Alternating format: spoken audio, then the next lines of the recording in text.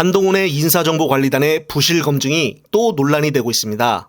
김명수 합참의장 후보자의 자녀가 11년 전 중학교 재학 당시 집단 폭행에 가담을 하여 학폭 처분을 받은 것으로 확인됐기 때문입니다.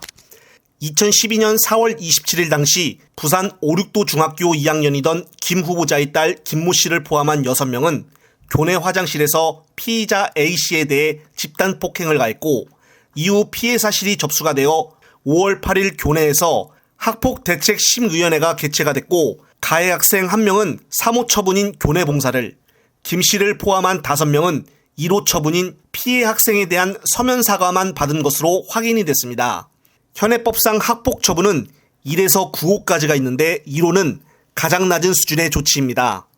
통상적으로 집단 폭행 사건의 경우에는 피해 정도에 따라 차이가 있지만은 일반 폭행보다는 처벌이 가중되고 물리적인 폭행을 행사하지 않더라도 무거운 처벌을 받는 경우가 많습니다.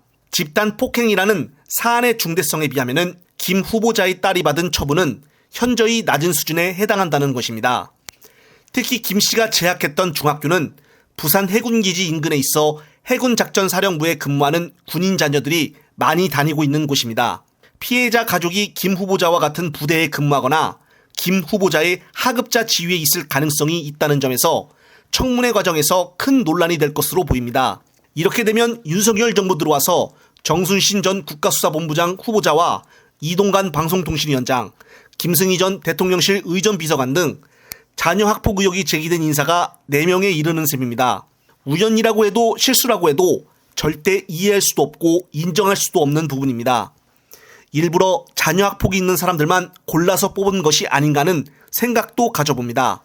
더 큰 문제는 법무부 인사정보관리단이 김 후보자의 자녀 학폭 의혹에 대한 검증을 시도조차 하지 않았다는 점입니다. 합참의장 인사청문회 준비단 측은 김 후보자가 자녀 학폭 관련 자료를 관리단에 제출했는지 묻는 의원실 질의에 관리단에서 요청한 서면 자료 제출 목록에 학폭 내용이 없었고 후보자 개인적으로도 제출 요구를 받은 적이 없다고 답했습니다.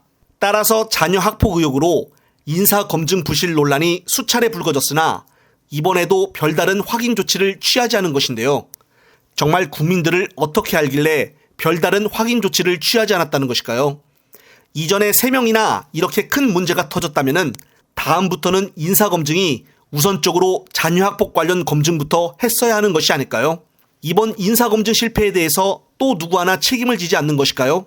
이번에 한동훈은 어떤 변명을 낼지 한번 기다려봐야겠습니다. 이번 합참의장 후보로 뽑힌 김명수는 현재 또 논란이 되고 있는 사건이 있습니다. 그것은 바로 지난 2년간 근무 시간에 수차례 주식을 거래해온 것으로 14일 확인됐기 때문입니다. 김 후보자는 북한이 미사일로 도발했던 지난해 1월 5일과 1월 17일에도 상장지수 펀드를 거래했습니다. 북한 도발에 빈틈없이 대응해야 할 합참의장 후보자로서 부적절한 처신이라는 지적이 나옵니다. 특히 공무원의 근무 시간 도중 주식 거래는 징계 사유라는 지적도 있습니다. 그러나 국방부 고위 공직자가 주식 거래로 논란이 된 것은 이번이 처음이 아닙니다. 앞서 신원식 국방부 장관은 지난 7일 국회 예결위원회 전체 회의 도중 본인과 배우자의 주식 거래 관련 문자 메시지를 확인하는 장면이 언론 카메라에 포착이 되어 논란이 되기도 했었습니다. 이번 사건으로 윤석열 정부는 어떤 입장문을 내놓을까요?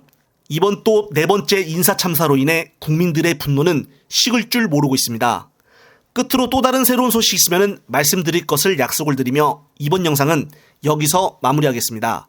시청자 여러분, 시청해주셔서 감사합니다.